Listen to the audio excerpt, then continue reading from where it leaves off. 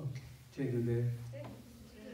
Today the topic is Mercury, show me the money. Very good. So the Sanskrit name for Mercury is Buddh. And what does it mean? Shuddh.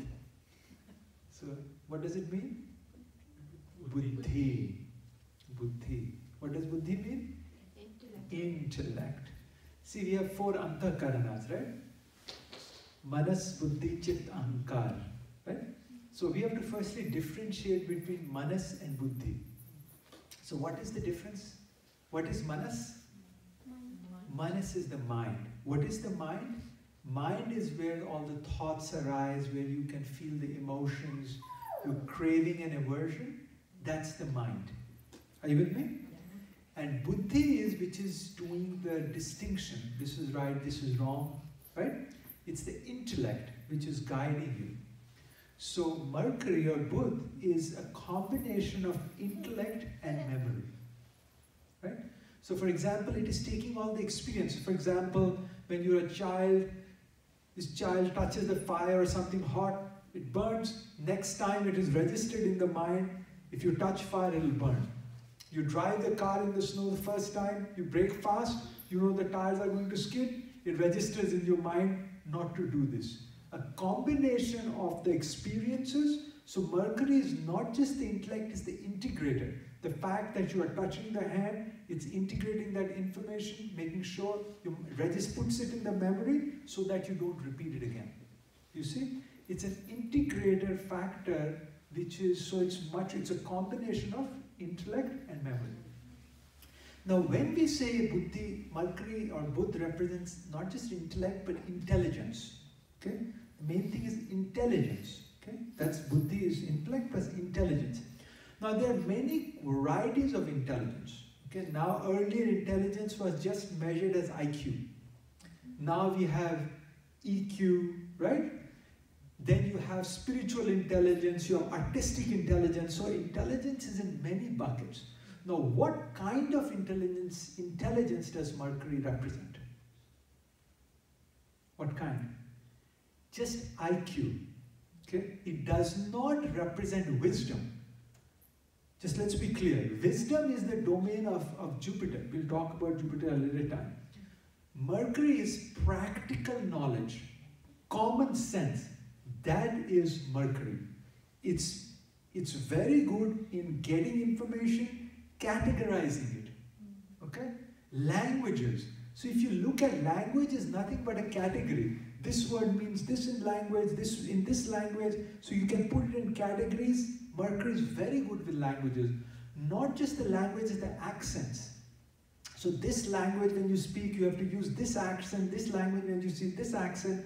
Those are some of the qualities of Mercury. So the foremost quality of Mercury is intelligence. Okay? Now, in the Shastras, Mercury has been shown as a teenager. He's a prince. Okay? He's a young boy, intelligent, very curious, wants to learn more and more, but he's not a nerd. Okay? He's shown as somebody who's very witty, humorous. There's a mischievousness. All are part of Mercury. Are you with me so far? Yes. Now, one very distinct quality of teenagers are they're very impressionable. Do you agree? Teenage is a very impressionable age. So one of the rules we use in Jyotish to determine the quality of Mercury is what grahas it is with. It by itself is neither malefic or benefic. If it is with a malefic graha, it totally behaves like a malefic. If it is with a benefic graha, it totally behaves like a benefic. Just like a teenager, okay? If it is in good company, it will behave good. It is in bad company, it will behave like that. Do you see what I'm saying?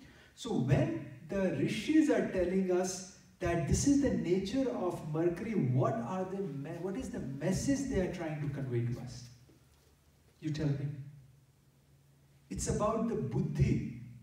If you are in good company, your buddhi, the Budh represent buddhi or intelligence or intellect. If you associate with good people, your buddhi becomes shuddh. And if you associate with bad people, that's how the buddhi becomes. That's why on the spiritual path, satsang is so important. Because satsang is the company of the truth. And intellect is heavily influenced by the company it keeps. Are you with me so far? Okay. That's very important for us to understand how, not just in the chart, because here we are not talking Jyotish per se, we are using the archetypes of the Graha and see how they relate to our life and especially our spiritual growth. So satsang is important, very important aspect that influences the buddhi. That's one. Second important aspect of Mercury is communication. It's an adept communicator, and any kind of communication, whether it's verbal or whether it's written or any kind of communication, is the realm of Mercury. The fact if I'm able to communicate an idea effectively to you today, right now, it's with the blessings of Lord Mercury. The fact that you will understand it, grasp it, is the blessings of Lord Mercury. And if you are not able to understand it, then you better pray to Lord Mercury. Do you see what I'm saying? Communication and understanding is all the realm of Buddha. Are you with me so far? Now, another important, what Mercury does is, so we talked about intelligence, we talked about communication. Another important characteristic of Mercury is attention to detail. Okay? It's very good with detail. Okay? Also, it's very good with numbers. Okay? Where mathematics, astrology, all of these things are the realm of Mercury.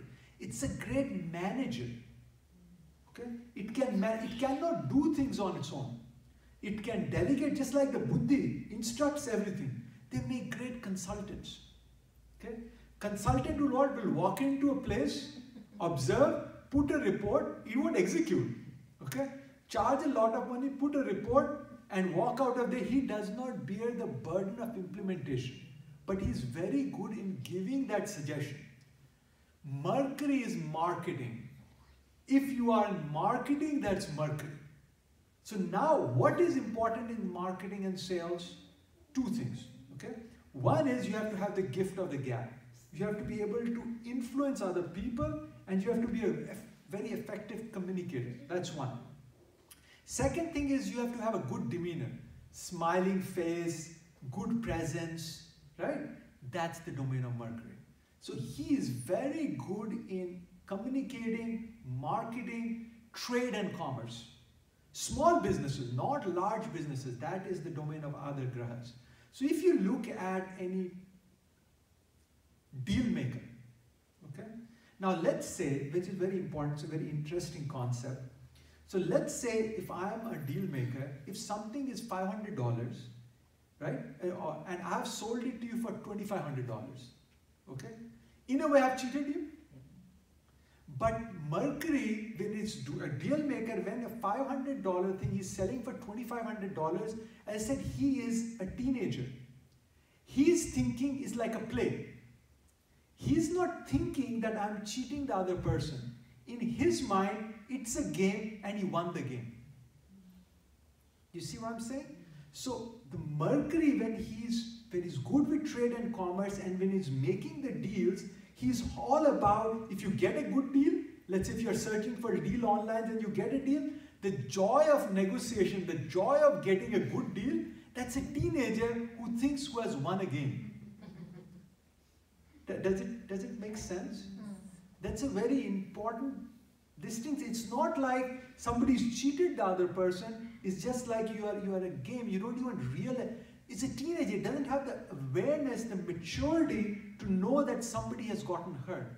He doesn't have that maturity with him. Are you with me so far? Any questions? Okay, very good. Now we talk about the fact that, so we talked about some of the good qualities of Mercury. Now we have to look at the sky. okay, to see how Mercury is moving. If you look, Mercury is the fastest planet. It is the closest to the sun and the fastest planet, which tells us that the buddhi needs to be very fast. See, when information is coming at you, you have to quickly dissect the information.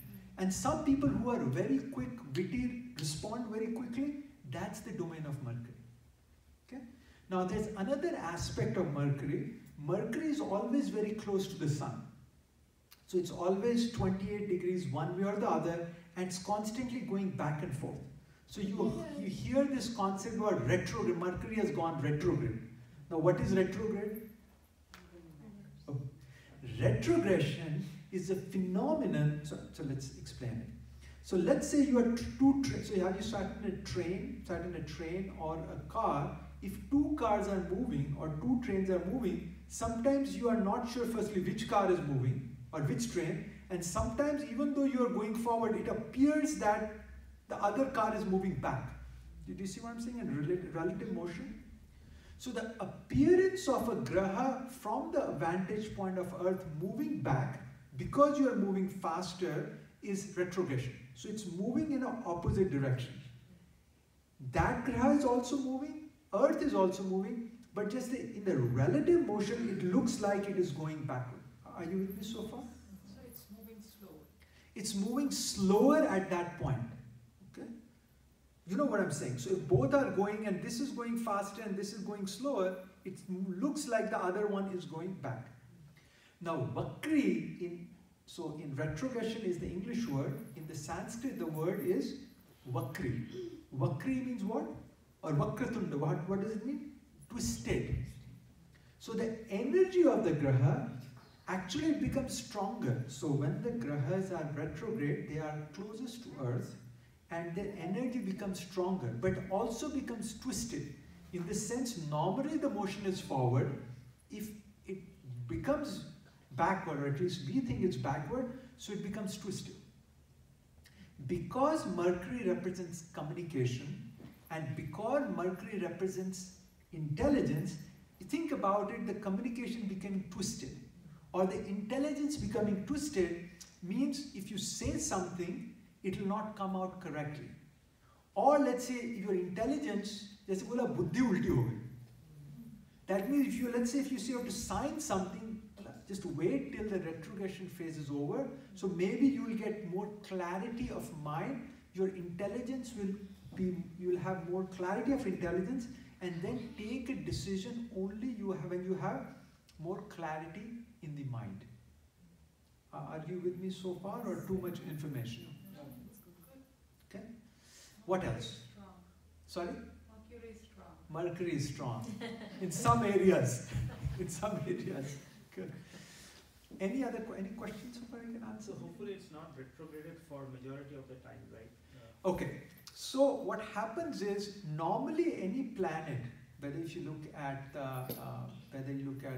Jupiter or Saturn or Mars, they will go vakri only once a year or so.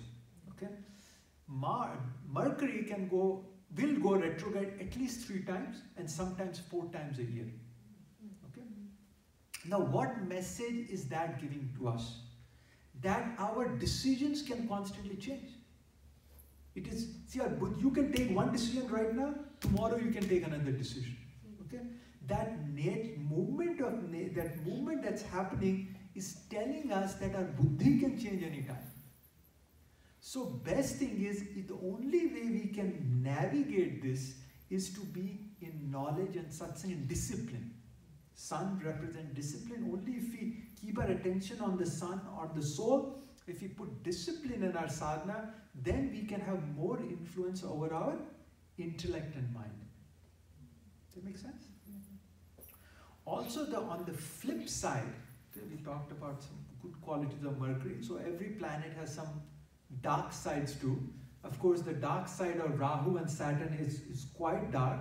Mercury has certain dark sides too. One thing is, when you said going back and forth, if Mercury is impacted in some way, some people cannot make up their mind. Going back and forth, some people constantly keep vacillating. Should I do this or should I do that? That is also, you can say blessings of Mercury. In some cases. You see what I'm saying? Mercury is also meant to be sometimes two-faced. He will tell something to one person, something to another person. That's also an attribute of Mercury. Now, as I said, they are very good in attention to detail, so they make very good accountants or anything that requires very good with numbers. But because they have good attention to detail, they are also overly critical. Baal se khal nikal, small things. Let's say a conversation is going on. So let's say I am giving a talk on something and I say AOL. Okay? So you raise your hand. He says, can you tell me what the acronym AOL means? I don't know. Because a lot of times we throw around. So you say, can you tell me what the acronym AOL means? And you say, you know what? That's an incorrect question. It should not be it is not, AOL is not actually an acronym, it's an initialism. And you're like, what? Why? He said, no, AOL is like, what is an initialism? Well, you know, AOL is an initialism. If your acronym is, NASA is an acronym, AOL is not an acronym. Like, what? NASA is, what are you talking about? He says, where you say CIA, you spelling it out, that's an initialism. But when you say Tana, Ata, NASA, that's an acronym. And by this conversation, does it have any bearing to my original question? No. But you want to prove yourself right. A teenager wants to prove himself right, and that's why he's getting a one-up on the other person and slowly making the other person upset. Sometimes people correct you on your grammar, on this and that, but as long as the meaning is conveyed, what difference does it make if the grammar is incorrect or correct? There's no point in pointing out the difference, but it's the teenager which wants to get one up on you, which is making him or her do that. Does it make sense? So these are the things that when people are doing it, once you have understanding, you can say, oh, it's the Mercury in them, so you can laugh at it. Does it make sense? So does it mean that like that we all have like all 9 planets like a solar system in all of us? All of us. Okay, but then if every planet is retrograding at least once in a year, and Mercury is doing it 4 times in a year, at any given point of time we are in some kind of retrograde, right? No. So Mercury, when Mercury is retrograde, it's retrograde for everyone. Okay. Now it's possible, so then it's impacting everyone but in a different manner. Okay? But when you are in your birth chart, if some planet is retrograde, that has a totally different impact, right? So Mercury retrograde can sometimes mean out-of-box thinker. So your thinking becomes twisted, meaning what? If I'm thinking like this and you're thinking different, that means it can lead to an out-of-box thinking. You know? So it totally depends on which house, that makes sense, Anika? So which could be creative and good also, right? Absolutely. Absolutely. You need people who are out-of-box thinkers, right? So anything, so it's not, and again, as I said, these planets become more powerful, when retrograde planets become more powerful, you have to just figure out how to channel their energy. Does it make sense? Any other questions I can answer? Now I'd like to tell a story. Would you like to hear a story? Yes. So this is the story about birth of Mercury. Would you like to know the birth of Mercury? Yes. So Jupiter, Jupiter, he is the preceptor. He is the preceptor of the gods. So he's like, think about like a teacher, professor, consultant, top level. So he would travel a lot. He's teaching the devas there. So he had this beautiful, his wife is named Tara. Okay? Supposed to be very beautiful. Okay? Now, Jupiter goes on his teaching, pilgrimage teaching. Now, one of his students is Chandrama, Moon, okay, who's also supposed to be a very handsome man, handsome and passionate. Okay? Now, Tara falls for Jupiter, falls for Moon. Okay? Now, there are many versions of it, but either way, Moon, who's a student, of Jupiter has an affair with Jupiter's wife, which is Tara. Okay? And they move in together. Okay? And then they move to a fur. So they said it's problem, right? You can't be. So they move to a different place, okay? Under the patronage of Venus, okay? Who's the preceptor of the Asuras. Okay? Now when Jupiter comes back and finds out, he is very, obviously, upset. So he says, give me my wife. I mean, return my wife. And Chandrama is like, I didn't put a gun to her head.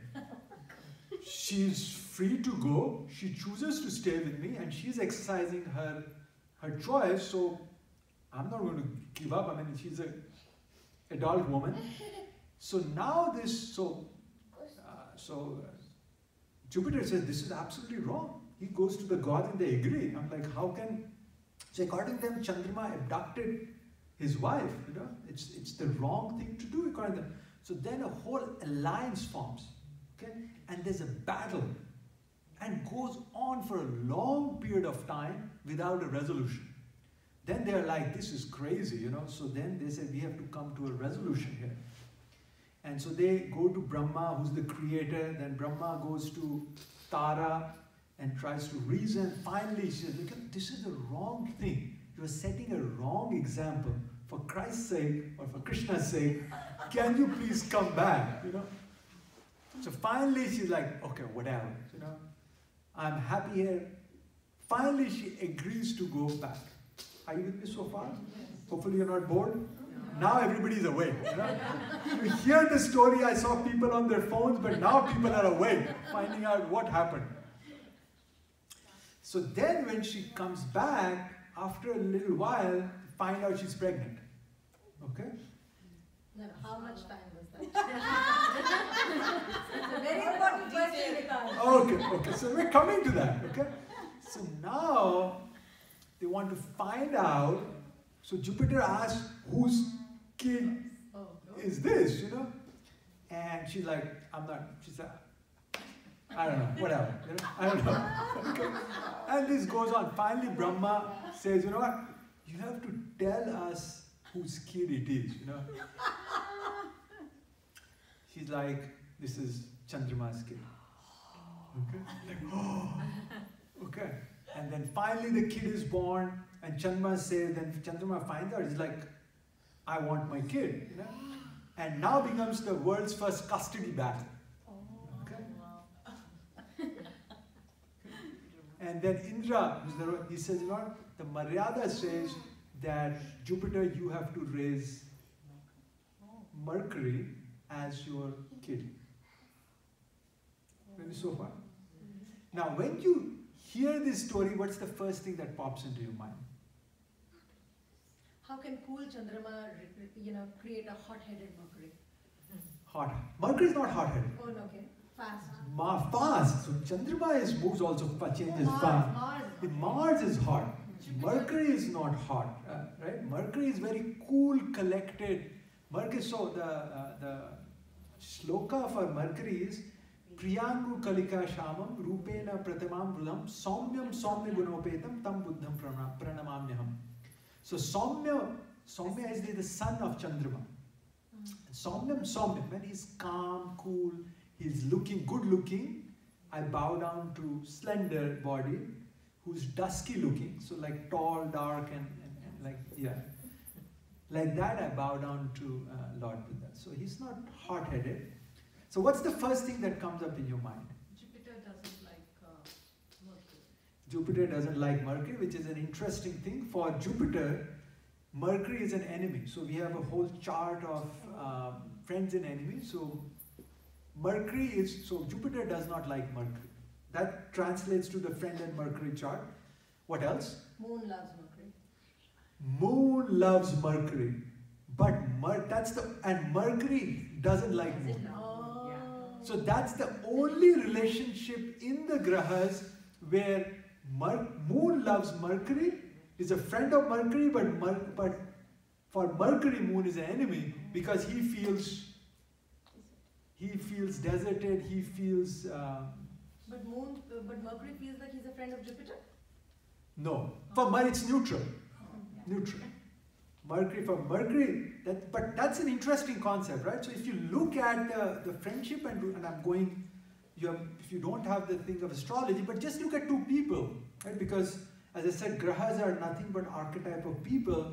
Normally, let's say if I don't like someone, more often than not, the other person doesn't like.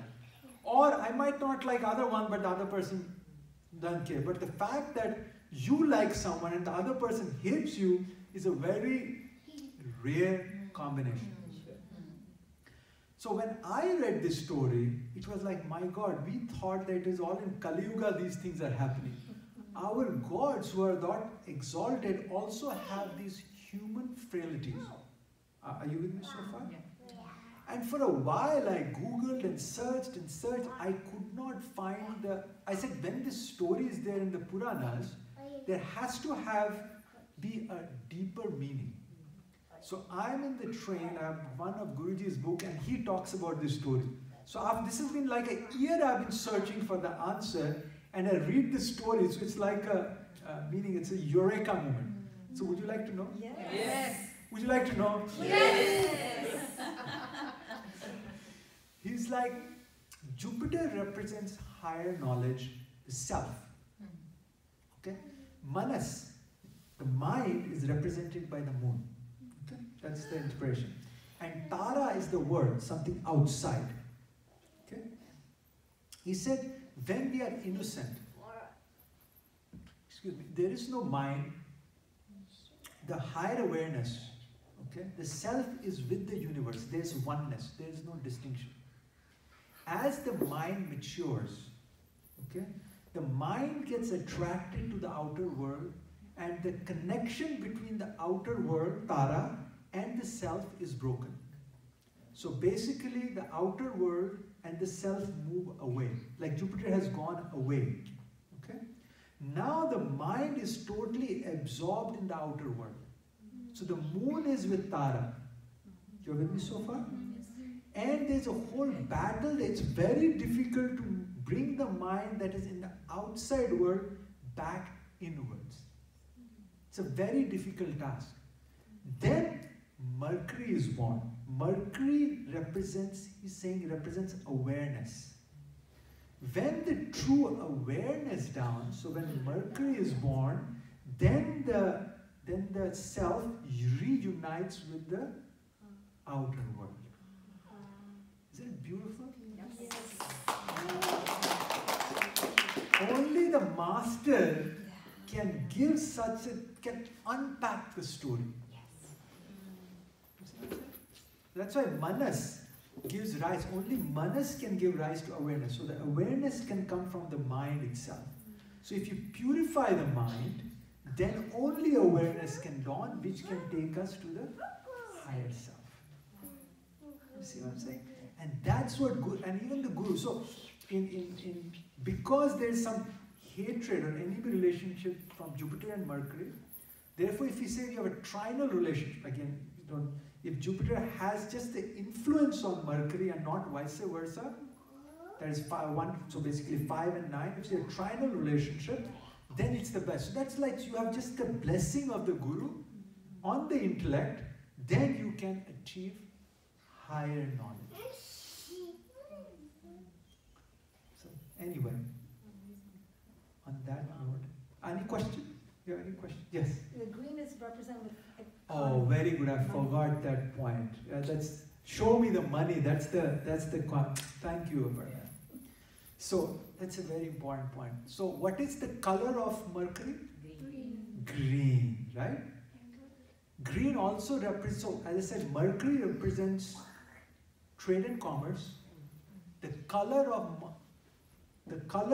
of Mercury is green. So that green color carries itself the vibration of money. Look at US. They've come up with this currency which is greenback dollar and so powerful. So somehow their forefathers figured this out, that anything which is green carries the energy of money with it. Now this is a very important point. As I said, are you with me so far? Yes. So that as Guruji said, everything in this world is connected. I said one of the important characteristics of Mercury is that it is not opinionated, right? If it goes this way, it goes that way. So they make very good diplomats and negotiators. So they can have an objective perspective. Now I remember listening to Guruji, just I had taken the Art of Living course. There was a tape in Bhagavad Gita in Hindi. So he was saying, so that just stuck with me, and he repeated that in the English discourse also, that when the battle of Kurukshetra was happening, just before the battle and the sermon of Bhagavad Gita, Lord Krishna takes Arjuna in the middle of the battlefield. And the middle of the battlefield is so you can have an objective perspective. Because when you are on one side, you cannot see things clearly. So Mercury also represents perception. And by default, perception has to be objective. A purified perception has to be objective. Now see how the energy of that flows through the color, which I was thinking about yesterday. Now if you look at Vibgyor, right, where does green stand? Right in the middle. I'm sorry, what is Vibgyor, the 7 colors, Vibgyor, right? Where does green stand? Right in the middle. Okay? Which is the day of the week ruled by Jupiter? Buddha. Wednesday. So Wednesday, whether you take a 5-day week or the 7-day week, it's still right in the middle. Okay. Also, if you they say that they have done analysis in this country, on Wednesday you have the most amount of efficiency. And other analysis somebody has done, if you want to have, you want to send an important email, 11 a.m. on Wednesday is the most appropriate time to send it. That's some people have done analysis. So objective, you are most efficient, most alert.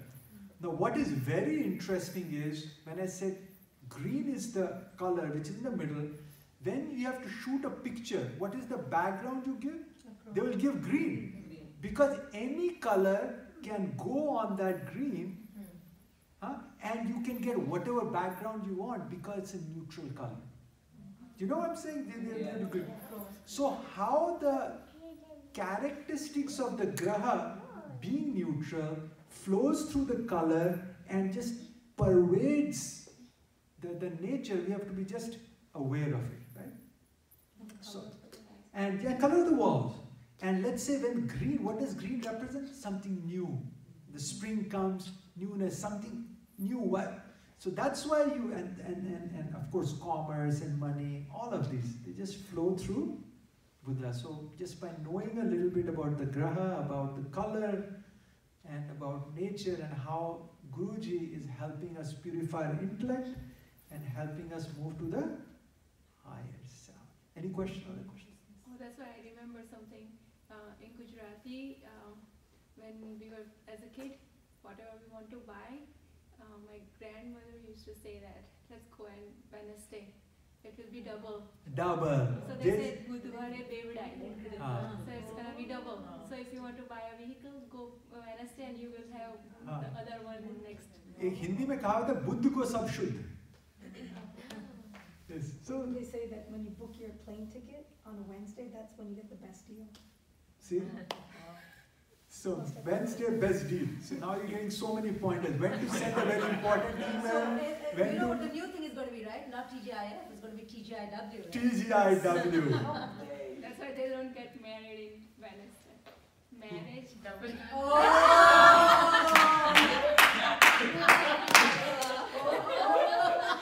We got married on Wednesday.